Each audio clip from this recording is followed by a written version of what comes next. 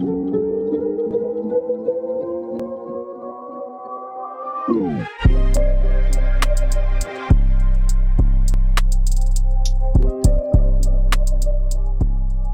right, y'all. Welcome back to episode 8 of the Franchise Players Podcast. Of course, I am joined by my co-host, Darrell. Welcome back, everybody. We have an amazing show in store for you all. Stay tuned. Let's get it. Yes, and sir. make sure to like and subscribe along the way. Let's go. Like, comment, and subscribe. Let's jump straight into it. So, first thing I want to get into, OKC made the NBA Finals.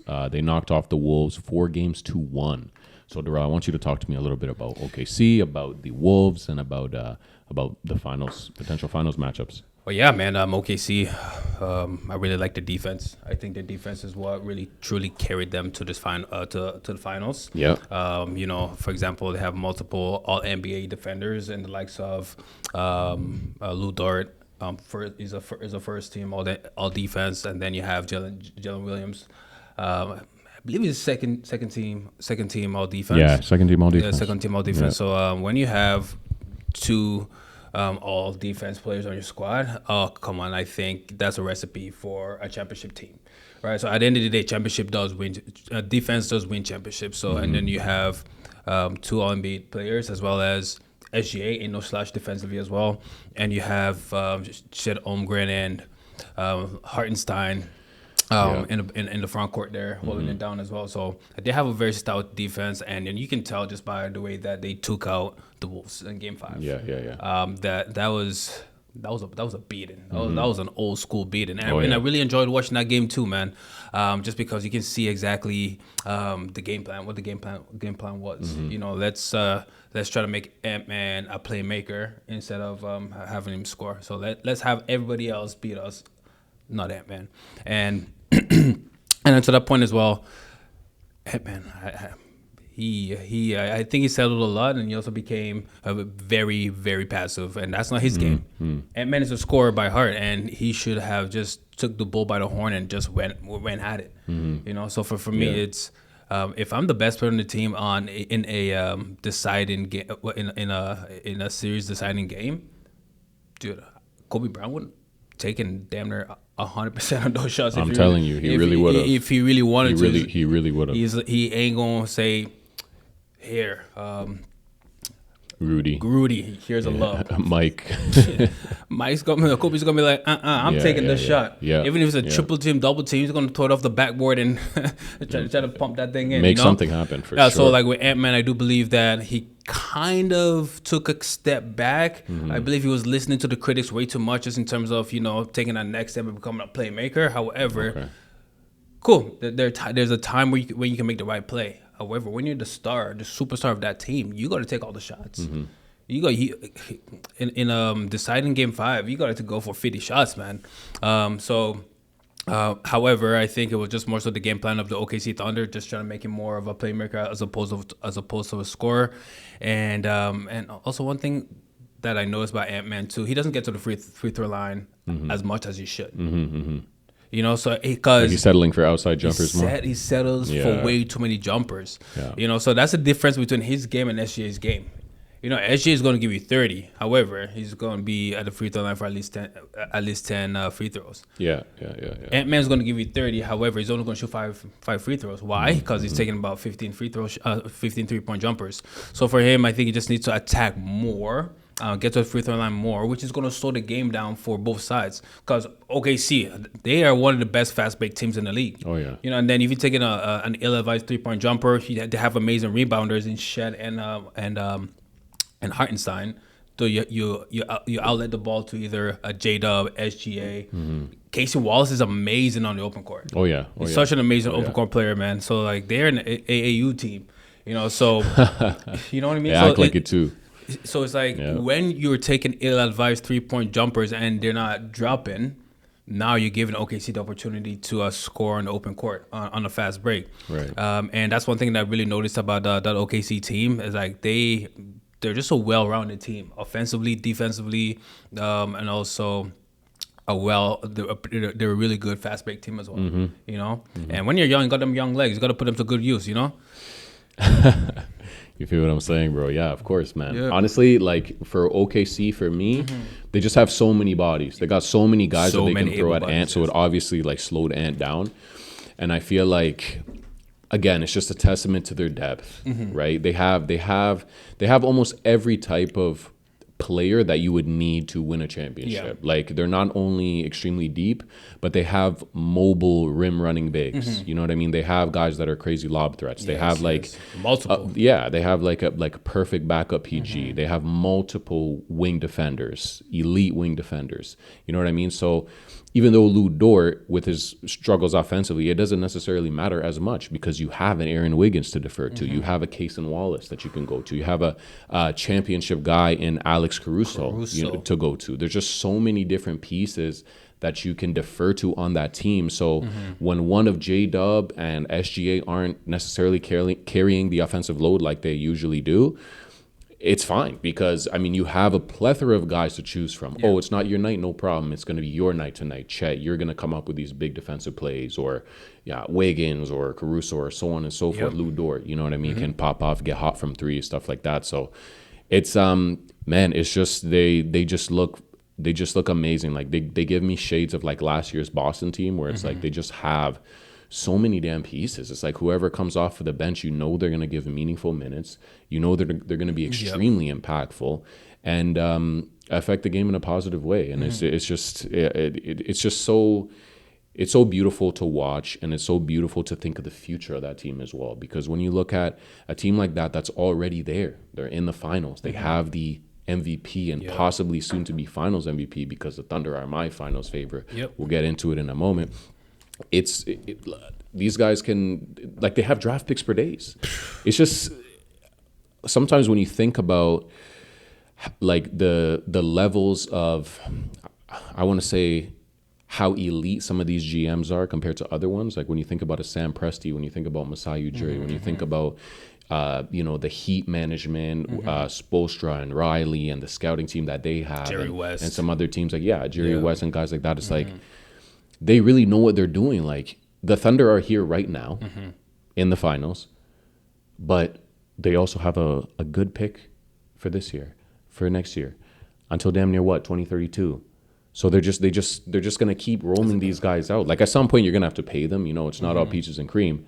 But at the end of the day, it's like they know what they're doing. They know in the modern NBA how to build the most competent roster with elite both offense and both like two-way players is what I mean to say. So it's really exciting, and I'm just like you nailed everything on the head with all your takes. I mean, Ant was settling, and of course, like it's hard not to settle when there's always a fresh guy on you. You know what I mean? They throw Caruso as like lockdown defender. You throw on the the torture chamber, Lou Dort onto you. You know what I mean? Wiggins, Cason Wallace is probably one of the most underrated defenders that doesn't get talked about enough. 100%. At least a perimeter defender, right? In the NBA. So it's so exciting, and oh my goodness, some of those post game comments that were made by Ant was a little bit, he was like, no, I'm good, like I'm doing this for Mike. I feel bad for Mike. You know what I mean? You saw you saw the post game presser. Yeah. I mean, I'm sure everyone did too. It's you know what I mean? I think you gotta, it's not, the thing is, I think because he has back to back, conference finals appearances now, I think it's kind of a point where he kind of feels like maybe he's taking it a little for granted. You know what I mean? But it's not going to be like that. The NBA changes, the landscape changes year to year. It's not always you're going to be, we're for sure in the West Final. Like it doesn't work like that. It doesn't work what I mean? that. Like you have to be an especially dominant team, like the OKC Thunder that have all of these pieces that can do things like that. And even for them, it's not guaranteed. I mean, we saw what happened with Boston this year, right? We all thought they were going right back. We thought back to back. Damn near everybody was like they're going back to back. It's not the case. Not the case. You get caught slipping, injuries happen, bad matchup, so on and so forth, and you get got. And that's just unfortunately how the cookie crumbles. So, the comments were a little, I think, Ant's young. He's a top 7 player in this league. I think that was a little bit arrogant, but he's right in saying, I feel bad for Mike because Mike is 37, 38 years old. This is kind of one of his last chance to get there. But at the end of the day, you got to understand that it's not, you can't take it for granted. 100%. Every level of success in the playoffs, like even look at like a James Harden, When was the last time he been to the NBA Finals? I don't think he's ever been to the NBA Final. I think it was the Thunder team. That 2011 team, 2011, 2012. 14 years Yeah, that's ago, crazy. and he's been Yeah. trying since then. So even an all-time great like James Harden cannot make it back. Chris And Paul's never been. you see what I'm saying? Chris Paul has been, but he didn't. He's been trying so many years, and he wasn't able to win the damn thing. Yeah. You know what I mean? So it's like you can't take playoff successes for granted. Shout out Ant, though, incredible young player. This is a huge learning moment and a step in his growth that should really be that I think he's going to understand. Like as time moves along, he'll be like, oh, okay, all these experiences are so good for a young player. Even think about the last thing I want to mention here is even think about a young Michael Jordan when he was getting bullied by the bad boy Pistons in his early years when he was a young guy, 23, 24 years old. It's like, you know what I mean? He wasn't who he was to become later on in his career, and he struggled, but he lost to those all-time great teams. And sometimes that's just how it happens. You gotta, you just gain experience year after year in these different playoff settings, and you take it with you. You take that chip on your shoulder, and then you improve. Yeah, you know what I mean. So shout out to Ant. The Wolves had a great, successful season. Julius Randle, was seemed like that perfect guy to plug in and play. We didn't know how he was going to end up, but no, good series. But the OKC they have too much going on for the Wolves at this point in time. Way too much. Yeah. And what a luxury to have a stretch big in Chet Holmgren and a quote-unquote traditional big in Hartenstein. That is such a luxury to have because not every team has it. Most teams don't have a stretch big or a traditional big that can at least have a soft touch in the paint. For sure. Hartenstein has one of the best float games for a big man that I've seen in quite some time. 100%. So for example, the Raptors, they have Jakob Porto. He has a really nice float game as well.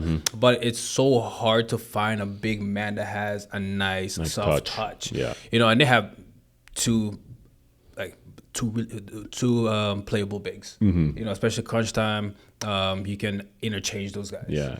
Sometimes in crunch time you have to sit one of your bigs. Yeah. I think OKC they just built that team so well. And so for example, if Chet Holmgren gets in foul trouble, guess what? They still have a big that can stay in the game. For sure. And if Hartenstein on the side also gets in foul trouble, they have another big that they can just put it in the game in Chet Holmgren. To your point as well, man. Yeah. Just in terms of the management and just Sam Presti's brilliance, it's going to be hard for OKC not to win multiple championships within the next couple of years, man, because they have way too many assets. SGA is only freaking 26 years old, which is just getting started, crazy. man. Chet Holmgren is still coming to his own. I believe he's going to be an All-Star one day. He's only like 23, right? Yeah, something like that. My goodness. Yeah. He's gonna be an all-star one day. Yeah. J-Dub, he's also, what is he, like 22, 23 as well? Yeah, he's really young. He's even younger than Chet, I think. I think he's like 22. That's crazy. Max 23. Dude. Yeah. Casey Wallace, I believe this is his second season. Yeah. And you got more coming in the pipeline. Dude, man. and the Like craziest we part, said, it's just a lot more coming. Dude, and the craziest part was, I believe it was the Philadelphia pick. If it was sixth or below, anything like it was below anything than a 6th round pick, it would have went over to OKC. So OKC potentially could have had a lottery pick in this upcoming draft as well. Yeah. If that the rich get richer, right? It's crazy. If that Sixers pick actually dropped. Luckily somehow they ended up locking out in the lottery, which is crazy. Oh yeah. And pull out the 3rd round pick. However, I just believe the OKC team, man, is just built for success. They know exactly what they're doing, man. It takes a true genius to devise up a team like that. Yeah. To put together a team like that is just, again, like you said, a testament to Sam Presti's brilliance. I mean, just year after year, he's always finding a guy, even a guy that's not, highly touted than other guys. Like you find guys late draft and, out of the lottery area of the first round towards like late first round. Like, even like a guy like Casey Wallace, you know what I mean? He wasn't a lottery guy, but he ends up being like a fantastic depth player. Perfect plug and play guy, man. That's only going to get better too with time. So it's just like, honestly, it's amazing. Any last thoughts on OKC? Because I do want to jump into Knicks and Pacers, bro. Any last thoughts? The free throw merchant, man, y'all gotta cut that out. Y'all gotta cut that out. If you're driving 16 times a game, you're gonna get fouled. Yeah. Come on, SJ is one of the shiftiest players in the league. Always attacking the rim, And strong. and he's strong as well, Extremely strong. And he doesn't show it because you don't look at him and you see him as an especially You know what I'm strong saying? guy. But he's a very strong guy, very physical, and 100%. very dominant getting And most into of the those paint. calls are warranted. My guy is getting fouled. He just knows how to freaking sell it.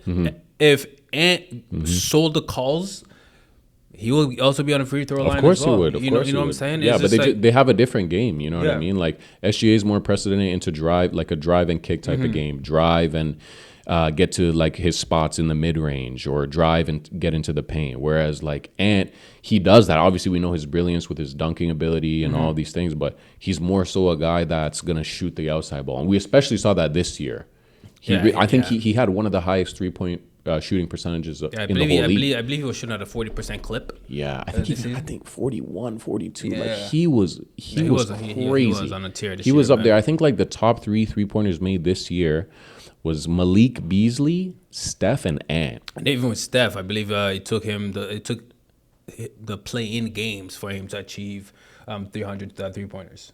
Oh, okay. Yeah, so, this year. This season. It took him to play in Yeah. games for him to achieve 300. So Ant Yeah. already achieved that way before the play-in Oh games. man, you know, he was crazy. He was crazy. Shout out to Ray, our True Sports founder here at the studio. And man, he had Anthony Edwards, and he would tell me a lot about it. He would be like, "Bro, look how many threes this guy's putting up a game."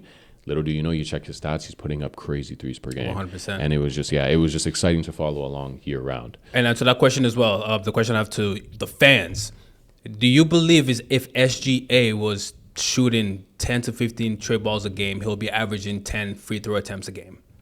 Probably not. Probably freaking not. Facts. But his game is based on and predicated on his driving abilities. And damn near nobody in the NBA can freaking stay in front of the guy. So let's cut the chat. Let's cut the talk about him being a free throw merchant. Maybe the league needs to play better defense. How about that? How about that? That's a hot take. How about they stop giving him the calls, man? At the end of the day, he's just smart. He knows what to do. He knows how to draw those calls. Uber smart player, man. There was also there was a play. I believe it was towards the end of the game, and I can't remember exactly who it was, but the ball was floating out of bounds, and then the fan caught the ball. Oh, I did see that clip. Yeah, I did see that clip. So then, because he caught the ball, they were able to stop the time a little bit earlier, and then the camera panned over to SGA, and SGA is pointing at his head. That's a smart move. I did see that. How locked in he was in that moment in time in the game was freaking impressive for him to know exactly what just transpired. Yeah. Come on, man. Yeah. Come on, man. Yeah, he honestly the Thunder came out on a mission that game. They put the series away like you're supposed to do. Get that extra rest. You're going to the NBA Finals. You're going to need the rest. Yeah. Because either one of these teams is a very hard-nosed physical team, whether it's the Knicks or the Pacers. And the Thunder executed. They got to the finals, and they were able to put their foot down, eliminate the Wolves, get the rest. But one team that did not do that is the Pacers. And now they've given the Knicks life. So I want to talk about Game 5, where the Knicks dominated to force a Game 6 against the Pacers. Talk to me about that. Dude, the Bronson burner had he started a hot game. He's crazy. Game 5, man. So I believe he scored, was like the first 16 out of 20 points for the Knicks. Yeah, he was just on a rampage. So we had a brief chat there just in regards to the Bronson burner, man. He does his scoring ability. I believe that we're taking it for granted, man. How well he can score for his size. He's not the biggest guard out there. However, he has a pretty strong handle. Has a really freaking good 3-point jumper, and he has one of the best mid-range games in the league as of right now. To me, it's the footwork. It's fantastic to beautiful. watch. It's beautiful. He just knows, just like SGA, knows how to get to his spots. Very smart player. Uber smart. He also knows how to use his frame. So he knows how to get guys off of him to get that turnaround meaty going. Yeah, so he came in leading that Knicks team to that dub. You know, even with the Karl Anthony Towns, also had a pretty solid outing as well.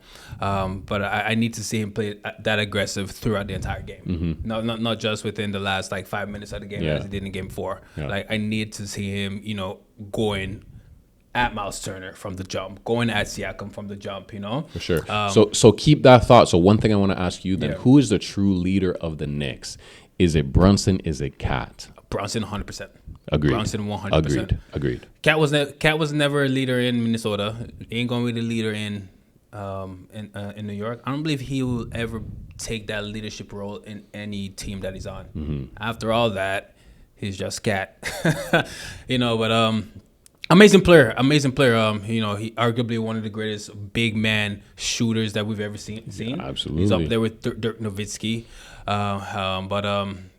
It's Brunson's team, man. So Brunson Burner. The Knicks will go as far as Brunson takes them. As Brunson goes. And I would live on this stake, man. I would die on this hill. A team that is led by a small guard. Here we go again.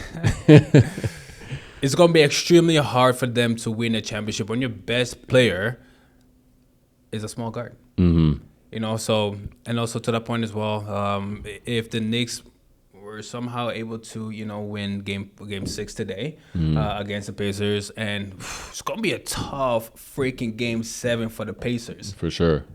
At the Garden, game 7 at the Garden, bro. Well, that's what I was saying. They gave the Knicks life. You're supposed to put them away. This is the point where you put them away. You can't let off of the gas, like you said. Brunson came out in that first quarter and was just torching. The Knicks as a whole, they just came through and they were just so focused.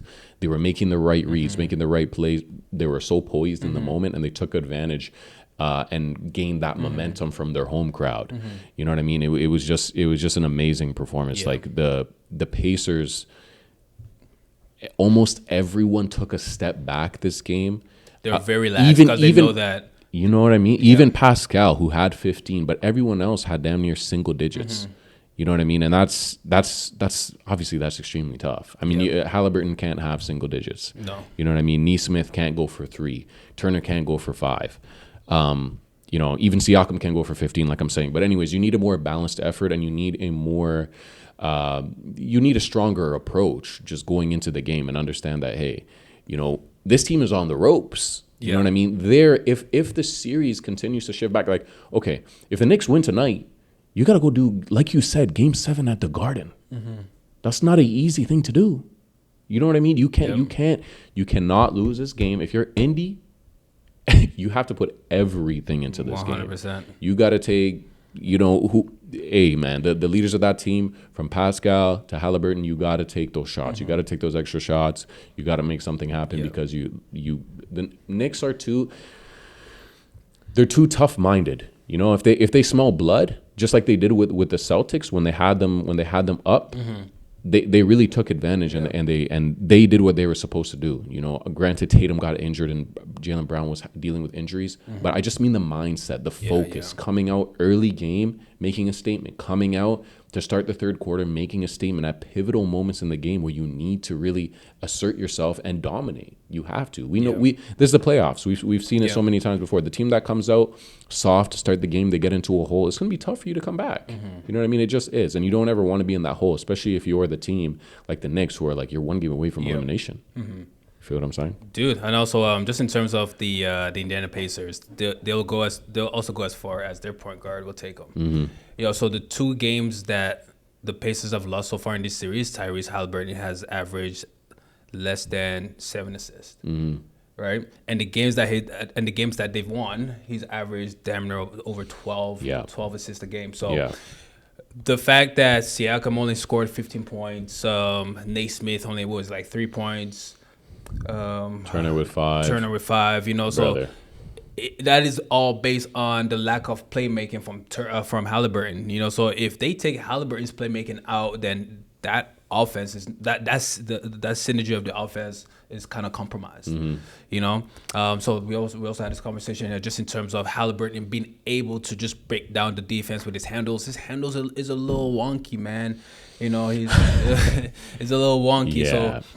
So, however, it's going to be tough, and I think the Knicks may have figured out how to shut down Halliburton because every time so they'll set a screen. It will be like a high screen, Miles Turner and Halliburton, and then as soon as Halliburton was go around the corner, boom, OG will just shoot that gap to close out on them, and then on the other side you have a Bridges who's going to shoot that gap. So those are two very strong defenders, you know. So and Halliburton's handle is not the greatest or the strongest to break down those defenders, attack the paint, and then create for the likes of Siakam, Turner, and so on and so forth. For sure.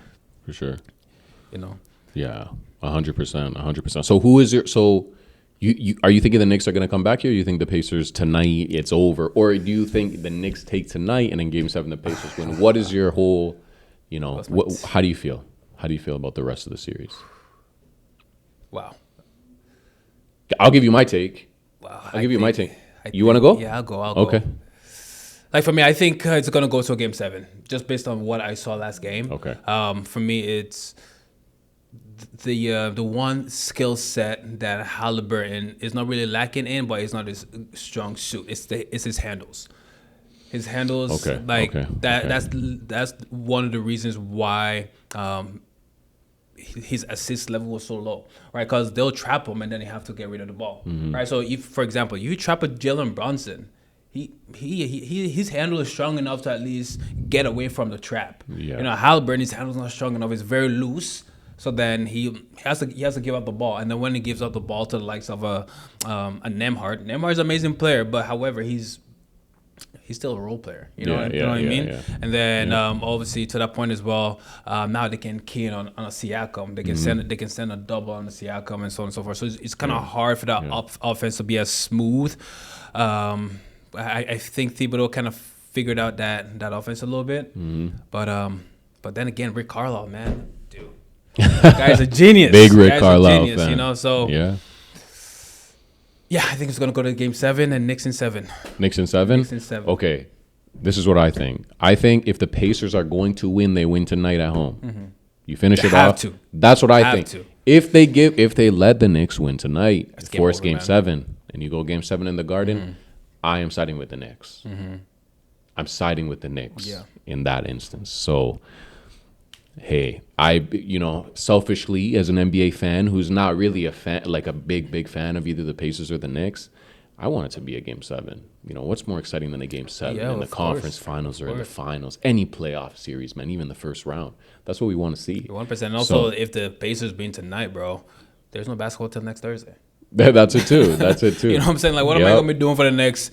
6 days, we gotta wait till June 5th, man. We gotta wait for 5-6 days. Nah, man, that's not right, man. Yeah. Hey, Knicks, we need y'all to win tonight, man. We need a Game 7. We need you to go crazy, Brunson Burner. We're looking for a 40-10. 40-10, bro. Any closing thoughts about that East Finals matchup? It's been a very, very interesting series, man. Very interesting. So, especially with Siakam. Siakam has looked good, bearing the games that they lose, and also to that point as well, the Pacers should have won Game 3, but they kind of choked that game away. They were up. I believe they were up. Almost 20 points. I believe in Game 3. True. And they kind of choked it away, so they should have been up 3-zip. I think you had the Pacers winning that game too, bro. I think I did. Yeah. They kind of let me down, man. But no, once again, man, the one thing though about that Knicks offense. Their offense can also be the detriment. Okay. Right? Because their offense is based on one-on-one. Jalen Brunson beating his more ISO. Beating his defender, hitting the mid-ranger. Same thing with Towns. He's very ISO heavy. Their offense is very ISO heavy. Even with the likes of Michael Bridges, his offense is very ISO heavy. I don't really see like the ball humming and finding the right, anything like that. It's that is not a recipe for success, in my opinion. Right. But when you watch the Pacers offense, when their offense is on, dude, that ball is humming. That's beautiful basketball, man. Yeah. And it kind of resembles that offense of, I believe it was the 2011 Mavericks offense. So when the ball was humming, and then it will find Dirk, and then Dirk would do his thing. Similar, they kind of put in Siakam in that Dirk role. You know what I mean? That's a good comparison. I see why you think that. And then you have a Jason Kidd, and then you have a Halliburton. That offense is very similar. Yeah. However, Siakam ain't no Dirk. Halliburton ain't no J Kidd. But once again, who was the coach in that series? Rick Carlisle. You know what I mean? So based on what I'm seeing, man, it resembles the Mavericks offense. But yeah, I think if the Pacers definitely lose tonight, Game 7 at the Garden. Game 7 at the Garden is going to be tough. Spike Lee. It's going to be You tough. got Kylie Jenner. Right? I believe right now the stat is Timothée Chalamet, all the celebrities coming out, man. So right now the Knicks crazy. are 2-0 with Kylie Jenner in Is that right? attendance. Is Yes, that right? sir. That's crazy, bro. Yeah. So, Darrell, I want you to tell me about some of the players that you're high on. Like, what players? Give me 2 players that were like real standouts of this playoff run that really turned it on, that really made you very excited to see their next game and to see if they could keep that same, that same type of energy and have that same type of impact on the respective teams. Yo, Nembhard. I was thinking that too. Yeah, as I was saying that, I was thinking that. Yeah, go ahead. Nembhard has really showed out this playoffs, man. Yeah. Especially you're not really game planning for a Nembhard. But when he's in the game, he's so poised. He's been extremely clutch. I believe we had the exact same conversation last week. Clutch. Yeah. He's very clutch, and he has a really good mid-range game. So Tremendous feel for the game too. 100%, and you can count on him from making the right plays and not not making. You can count on making the right plays and not making the wrong play. So especially having that on your team, especially with a Halliburton and the Siakam, when the defense is keen in on those defenders, so keen on those players, you can have a Nembhard who can at least create his own offense. They have a whole lot of, especially with that Pacers team, they have a lot of guys that can create their own offense. So Nembhard has really impressed me so far this season. I didn't really watch much Pacers games throughout the season. However, throughout this playoffs, he's one of the players that has really stood out to me. Yeah, absolutely. And the second player, I would say Cason Wallace.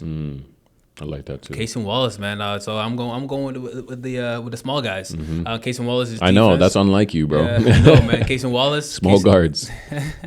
Cason Wallace, man. He's one of the best underrated defenders in the league currently. And what he's doing, what he did with against Ant. And also just throughout the playoffs, and also even with the likes of Jamal Murray, he's coming, man. He's coming. He's going to be one of the premier defenders in this league, man. For sure. And also in the open court, he's such an amazing fast break player. Yeah. So he's not the lengthiest. He's not the tallest. However, he's just so quick and so fast. Especially playing on the wing, playing those passing lanes. Stripping his play, and then he's able to strip and then pause and then to go for a defense to offense just like that.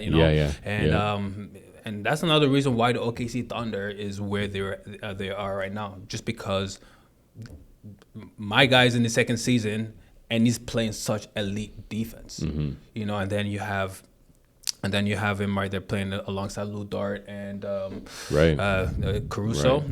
It just makes that defense that much more lethal. For sure. What about you, man? Yeah. No, just to add on to what you were saying as well, I think the reason why so many of those role players on OKC feels like they really excel too is I feel like in a way, especially since they're younger and how we spoke before about experience and how they don't quite have that experience, but of course they find themselves in the NBA Finals. I think it's due in part to they have so many other guys to where they don't feel that pressure. You know what I mean? Like Cason Wallace doesn't have to come out here and be anything that's not Cason Wallace. Yep. Like what he came into the league for, right? Like to defend. to get the timely deflections, to get the steals, to hit the open shot. He doesn't have to do more. You know what I mean? Because there are so many other guys.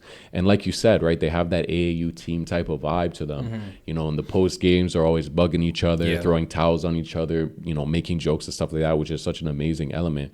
That's just one thing that I also noticed about them too. So yeah, the couple of players that I wanted to highlight, one is like a very obvious one that like probably most people would say, but I definitely feel like Tyrese Halliburton, from being Mr. Overrated, bro. Yeah. Like that's, to me, that's a crazy thing for him to come out and to just be as great as he has been with controlling the ball.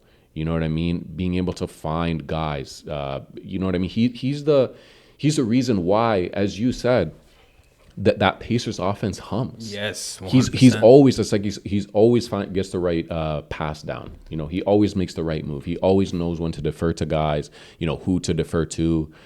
So he would definitely be somebody that's up there for me. And just the clutch, the timely buckets. The drive, the tough finishes in the paint. When his team needs it, when the games are on the line, and having crazy. I mean, it really is just his run, right? Like going back to that shot, I think what was it in game 2 where he hit that off of the backboard to send it to OT. Game 1. Game 1. Game 1. It's like that type of things only happen when you're really like on something. You know what I mean? So shout out to Halliburton. He's kind of proving the haters wrong. 100%. Like he definitely is. Even for me, to start the beginning of this year, when I looked at Halliburton, of course I thought he was elite. He's been on the Olympic team, and he had a really good.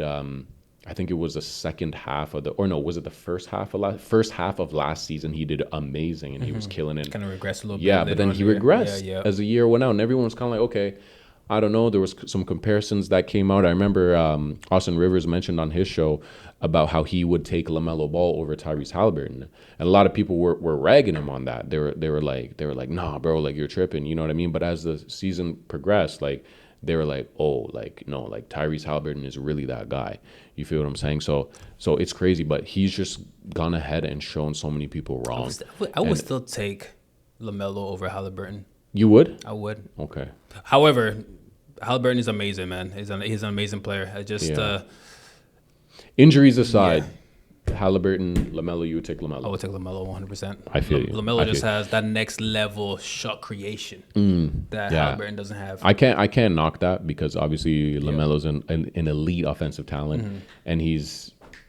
I mean, can you imagine if LaMelo had the team that Tyrese has with the Pacers? You know what I mean? Oh, they win game 5 easily. However, hey man, we could plug and play all day. You know what I mean? I don't know, like, I don't know about that one, but Tyrese Halliburton would definitely have to be a guy that I highlight. Another guy, just like someone who's really been performing well in the playoffs, and his presence was definitely missed and felt when he was out of the lineup to begin the year, even in the regular season, is Aaron Nesmith. I mean, this guy's come out giving fantastic minutes. He's been a great defender. Been a great defender, timely shots, clutch buckets, and he was just shining in so many of the games this series. Another guy too, just to bring it, because we didn't mention anybody for the Knicks. OG Anunoby, Anunoby, ex-Raptor. Shout out to our Raptor fans out there, but OG Anunoby has been just so good. Like, and his defense is just so stout. And his 3-ball is butter. Come on. Like every time. Like it doesn't look the prettiest, I won't lie. But man, does that thing ever go down. It really does. And he's just an exciting player to watch. Always love to see how he will be, his assignment will be the toughest, the toughest guy to guard on the other team. And it's just been a joy throughout all these series and all the different guys that they've had to go up against, just to see OG really hone into his role and excel at it, really. And we've seen that all the way from the Raptor days, and we've seen him hit clutch shots even in, I think it was in the bubble. In the bubble against when Boston. He hit, was it to force game 7? Guys, fact check us on that. But it was to win the game. No, I think it was they were about to get swept, were they not? Yeah. So it was something game 4, something like that. But it was just incredible. So anyways, I said 3. So I said OG, Nesmith, and Halliburton. But, bro, I had to highlight all of them. They've been amazing. I agree with you with OG. If OG had stayed healthy throughout the season, he would have been at least minimum second team all defense. Because he is all defense caliber, man. Oh, yeah. One of the premier wing defenders in the league currently. He can guard. He's one of the few players in the league that can guard literally 1 to 5 because he has the size and length and strength to guard the opposing team's 5. Yeah, he does. He does. And it's funny though, like you're watching the Knicks game, you see a deflection, and then you notice it's freaking OG. You notice he had an amazing block. What was it? Like a couple games ago, I believe it was in game 4, game 5. He had an amazing block. I can't remember on who, but he just went up. It was a Kawhi Leonard-esque block when he had like the fingertip block in. Yeah. It kind of resembled that. No, OG is he's. I completely agree with you, man. He has impressed me defensively for that Knicks offense, for that Knicks defense as well, and also with your Haliburton take. I'm hopping on that train as well, bro. Especially in game 4. Sorry, game 4. What was it? Triple double with 0 turnovers. Yeah. Dude. What was it, like 30 points, 15 assists with 0 and those are and also we're only counting the passes that the passes that actually contributed to a score. What about the other passes that he made, like the hockey assists? He probably passed that rock. I wish we had like the advanced metrics just in terms of how many times he actually passed the rock. For 0 assists is actually crazy. And I think he's had multiple games this season actually of double digits assists with 0 turnover. That is like Chris Paul-esque, Rajon Rondo-esque. Yeah. And those 2 point guards there were our point guards in our era, just in terms of like that next level. For sure. Tyler, his playmaking, he's still till this day one of the few pure point guards that are still in the NBA. For sure. And then I'll still take LaMelo. Shout out to LaMelo, man. Shout out to LaMelo. We could talk about LaMelo's future a little bit. 100%. You think he's gonna stay with the Hornets? Oof. I want him to leave the Hornets, man. As an NBA fan, I want him to leave the Hornets. Yeah, I want anybody who's good to leave the Hornets. Selfishly, because I just don't feel like the Hornets are a team. You're well oiled, man. That really helps players grow. I haven't seen. It was almost like everyone who gets drafted there gets in some sort of trouble and has problem developing and so on and so forth. It just so happens that Brandon Miller and LaMelo Ball are just so talented to where it's just like that for them, where they excel. And I'm not saying it's necessarily a curse with the team. I don't know what happens when they're there. It's kind of similar to like a Wizard situation for me. It's like, how come everyone who goes there, do they just not hit with their draft picks? Is everyone a Johnny Davis, or what is going on there? Why is there nobody? How do you feel about the young core in let me just make a quick segue here into Wizards talk. How do you feel about that young core of the Wizards? Jordan Poole, Alex Sarr, Bilal Coulibaly, the rookie that I had early this season was. You're high on the Wiz. Yeah, I kind of like it. I kind of like the Wiz, man. Okay. They have a really nice young core. I kind of like what the management team is doing, and just in terms of just. Oh, I'm just a hater then. My apologies. Dude, they overhauled that, and when you really put it into perspective, they overhauled that entire Wizards team. Who's the longest tenured Wizard right now? The longest tenured Wizard might be Poole. Yeah, I think he's up there at least. I also believe they have a new management, a new general manager as well. I can't remember his name. I know that the Hornets do, so that Hornets hate might be unwarranted. My apologies, Hornets fans. But yeah, I'm not sure about the Wizards. I like Bilal Coulibaly. He's such an underrated player when he got drafted into the league. Yeah, and he improved a lot last year. Actually. Alex Sarr. I really like Alex Sarr. Just gotta work on those free throws, brother. He's still young. He's still young, though, rookie. He's still young. I'm with you. I like him. He stretch out the floor. He's extremely mobile. Defensively, he has Wemby and Gobert esque capabilities defensively. Yeah. Just in terms of rim really protection and also just being able to guard the perimeter. Bob Connaughton, what was his name? Bob Carrington. Bob Carrington, dude. I really like that kid, man. Yeah. Definitely needs to improve his 3-point shooting. Also the rookie, I really like the rookie as well. When they played the Raptors, man, he really man, it's escaping me. The rookie. Okay, find out who the rookie is. I'll continue to talk Wizards. Yeah, Bub King. You know what? You're right. I was, I'm a little down, I guess, because of the history. Keyshawn George, right? Yeah, I'm a little down because of the history of the Wizards and the Hornets. But yeah, you're right. They do have pieces. Bilal Coulibaly's a great piece, good wing defender. Obviously, Jordan Poole is Jordan Poole. Hopefully he could kind of get back to what he was when he was with the Warriors. You have a guy like, Alex R, like you said, great defensive capabilities, rim defender, pretty mobile, big as well. Just got to work on the shot and the free throws.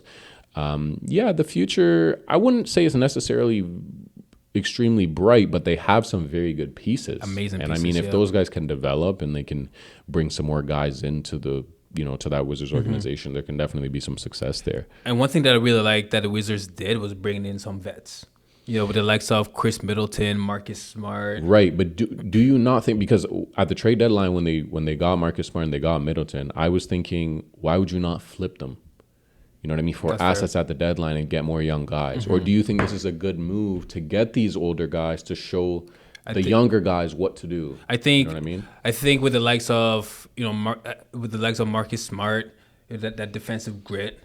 I believe that that's something that he could bring to the team, you know what I mean? Just in terms of like, sure. let's give her all each game. Chris Middleton, he's a professional, So he's been to he's a champion. He's a champion. He's played with one of the best players in the game, maybe arguably one of the best power forwards of all time, Giannis Antetokounmpo. Yeah, of course. So I believe that those two vets, and also they have Malcolm Brogdon on the squad. They have they have some vets that can at least. I wish he could stay healthy. That can at least just keep everything together. Before they didn't have that. Like, come on, man. Prior to Middleton and Marcus Smart getting into the team, dude, it was the Kuz and Jordan Poole show. How chaotic is that, bro? Yeah, I know. Dude, I know. Like your vets is Kuz and Poole. I know. But I think they made the right play there, just to get the right vets in with the current young roster that they have. So that's why that trade there made me look more into this Wizards team here. I think just getting rid of Kuzma. And also just look how Kuzma was playing in Milwaukee. He wasn't the most efficient player, and he just takes some ill-advised Kuzma-like shots. So I think was the perfect trade and the perfect opportunity there for the Wizards. For sure. I think Kuz was being thrust into a role that's not necessarily who he is.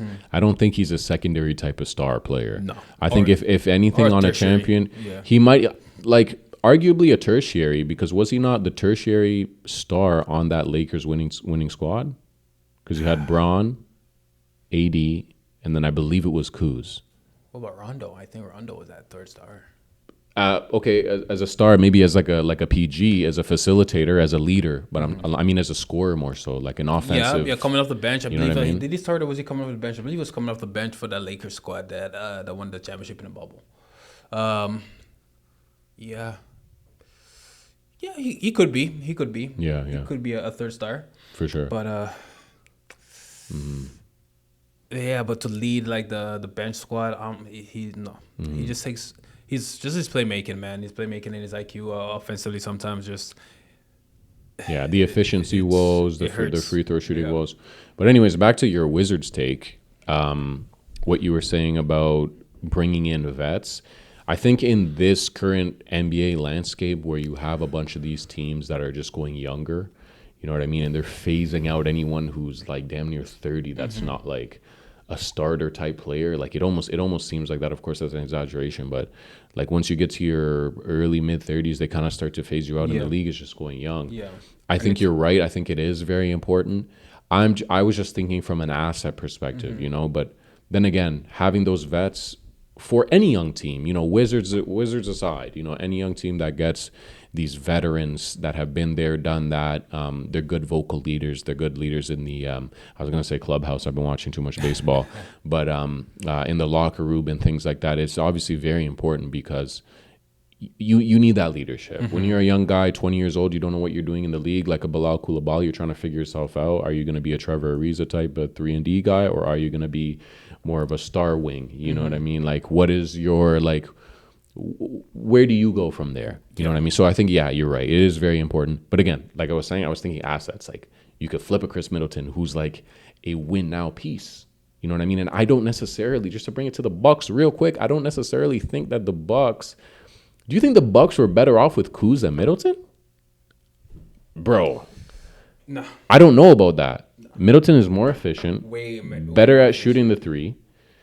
He's like a dead-eye shooter mid-range. He's actually, I think, of our generation, I think he's underrated as one of the best mid-range shooters of our generation. 100%. It's just the health concerns, which, ultimately is why I think they did that. But I don't know if I really love that move too much. I agree with you on that one, man. I don't think that trade really did much. However, Gary Trent was a savior for that Milwaukee team, man. He was a savior, but also to the detriment. That last turnover was crazy. But of course, you can't leave it up to the one final possession. Facts. It's an amalgamation of all the plays that happened throughout the game, right? So shout out to Gary Trent, also a former Raptor.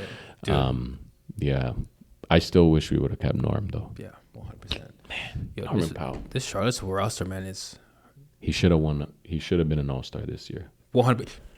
Look, don't get me started, bro. Man. LeBron sitting out last minute is the reason why Norm was not a freaking All-Star. If LeBron if you're not gonna play, you're not gonna play. If your ankle's busted, you're not gonna play for the next week or so. Like when I rolled my ankle, I knew I was out for at least 2 weeks. I knew I was out the next day.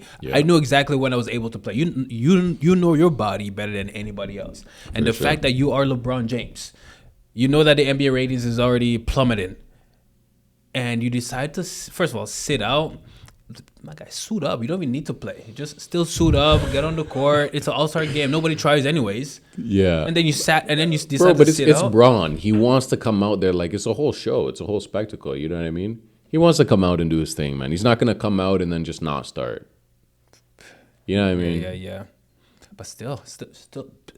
Yo, bro, let's imagine paying damn near $10,000 for NBA All-Star tickets to see LeBron James, and he doesn't freaking play. Yeah, I know. Bro, and that's the reason why that's the NBA right now, man. That is brutal, bro. That is brutal. I'm not out here, working overtime to make sure they get for example, this load management BS too is another reason why the NBA ratings is down, because you tune in to see the Lakers play, LeBron's not playing, you tune in to see the Clippers play, Kawhi's not playing, you tune in to see you tune in to see your favorite teams play and the stars are not playing. It's what is going on? That you think everyone's asking why the ratings are down? It's because of LeBron James is leading the charge by sitting out the All-Star game and not letting potential All-Stars like a Norm play, because that also is going to help generate a new set of eyes to the game. Because then you're gonna get the Clippers fans now tuned in. Oh my gosh, my guy is in the All-Star game. You know what I'm saying? Yeah. So, yeah, man, that really pissed me off that LeBron sat out and my boy Norm wasn't able to be named an All-Star. Because when do you think Norm will ever be in an All-Star conversation? Bro, that's exactly it, because this is like a late, I don't know if you want to call it late career, but it's kind of like he's 30, let's just say what it is. He's 32, right? It's like most guys don't have a peak year at 32. No, you're usually in a decline at that point in time. 27, 28, 29, 30. 32, you could still be very good, don't get me wrong. But you're not going to have Norm was lights out this year. Lights out. You know out. what I mean? When I saw he didn't make the team, I was like, there's no way. Yeah, there's no way, especially shouldering the load for, Paul George, Kawhi and them who are injured, bro. And PG left and went to Philly. That's tough. That's tough. I felt for him because I was like, man, you put together such a fantastic year. We don't know, and he's just getting older. It was tough. LeBron James, man. Come on, dude. Crazy, bro. One thing that I didn't mention about the Knicks and Pacers game 5. So I don't know if you saw this, but on Twitter, there's a fan by the name of Rohit Thawani. That was his Twitter or X handle. Yeah. He paid a witch via Etsy to cast a spell. I know you've probably seen it, and allow the Knicks to win game 5 against the Pacers. So how do you feel about that? To me, that's so wild. Damn. I don't believe in any of that. Just for starters, for anyone listening, I do not believe in that. But Nah, neither That's do I, crazy. man. Like to want your team to win that bad, where you feel like you have to like stoop to that level. I just find that so wild. And when I saw it, I was like, my goodness, I'm like just going through the tree right now. So breaking the witch spell has officially been cast. Here's the incantations from Aurora Priestess to help guide our Knicks to victory over the Pacers tonight. that's crazy. That is madness. Yeah. Custom victory ritual for the New York Knicks, commissioned by Rohit Tawani. What the fuck is going?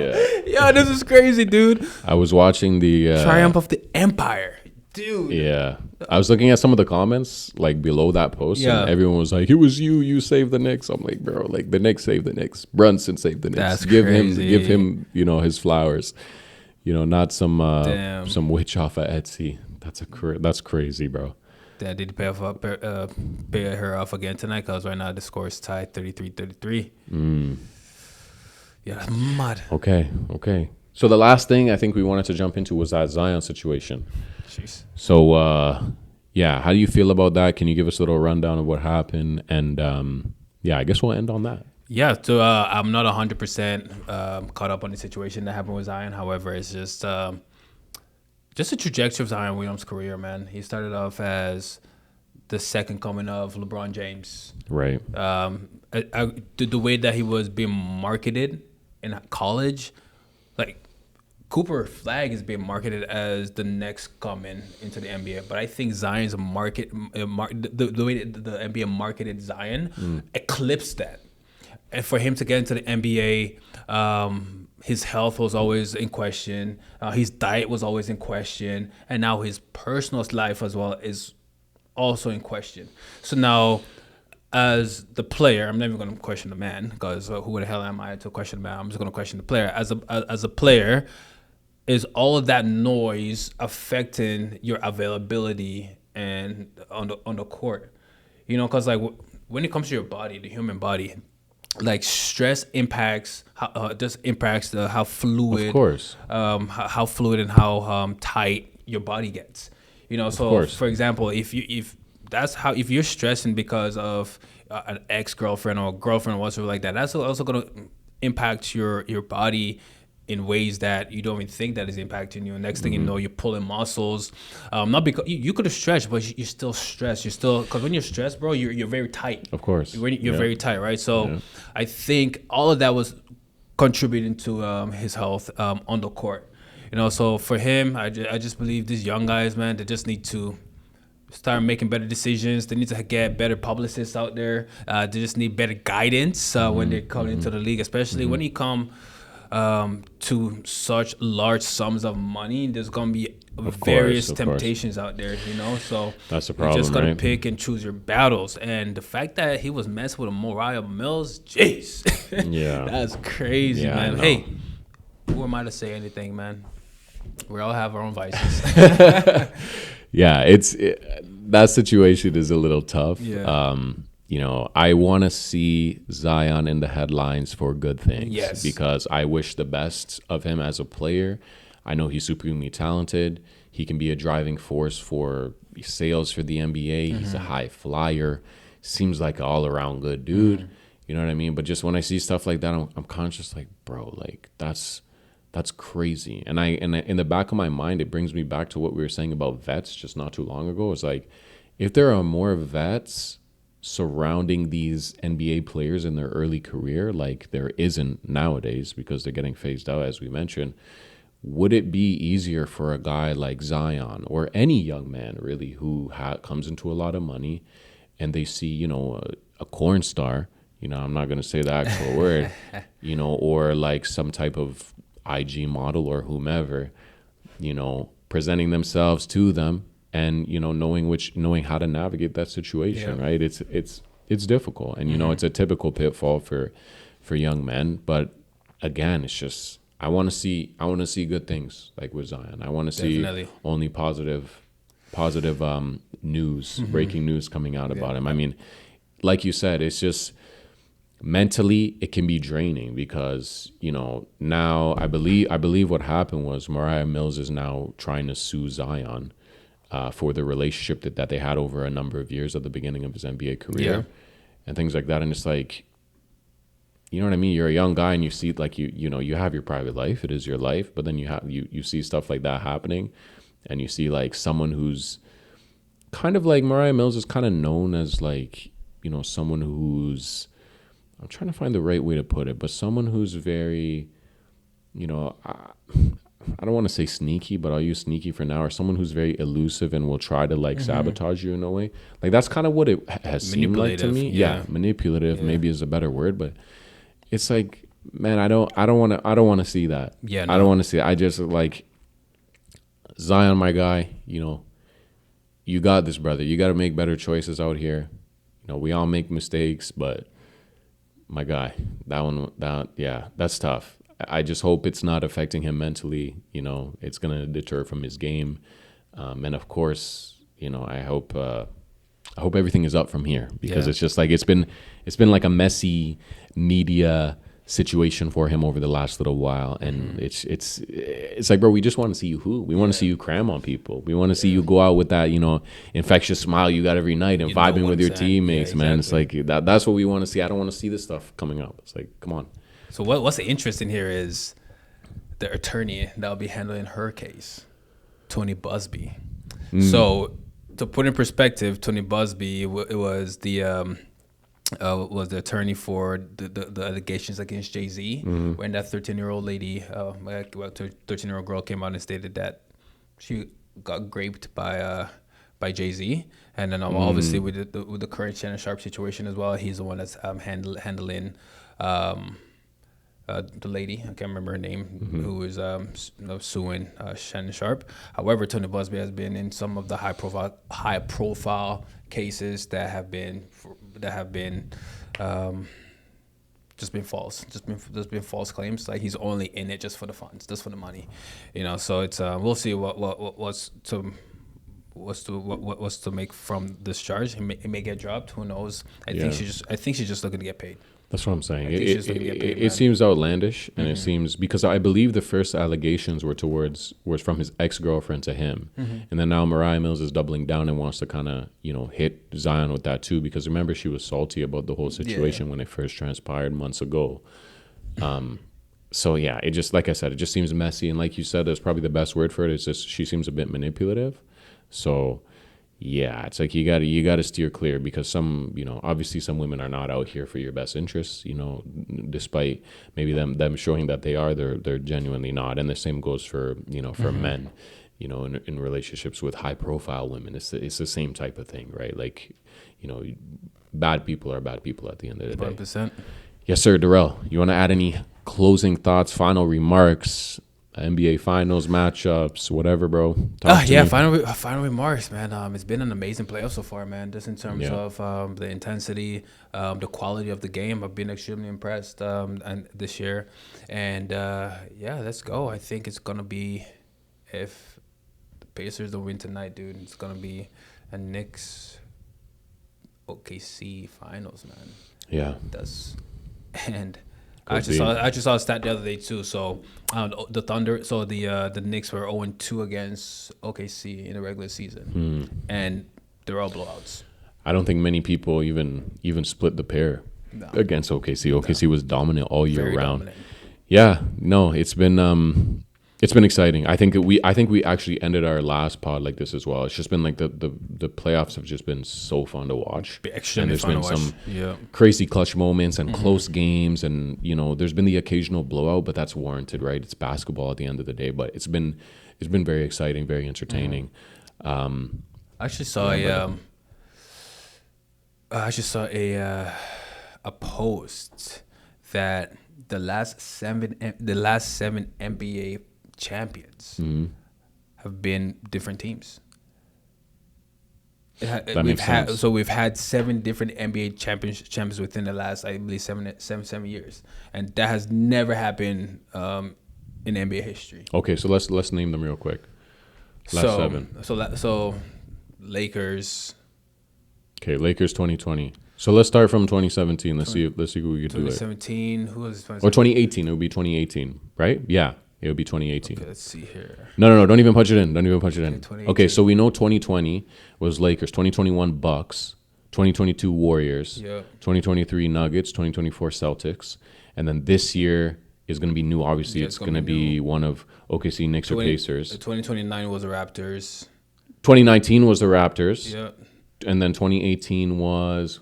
Was it Golden State? Why is that escaping me? Was it Golden State? 2018. Yeah, I think it was Golden State. Yeah, it was Golden State. It was Golden State. 2017 was also Golden State. Yeah, and then 2016 was Cavs. 2015 was Golden State. Yeah. Wow. Hey, we did 10, or around 10. Crazy. That's Crazy. wild. Yeah. All right, brother. Any final words, bro? Final We're words. signing off here. Final words. Let's go. SGA. He is not a free throw merchant or foul merchant, man. Y'all need to get that out of your goddamn mind.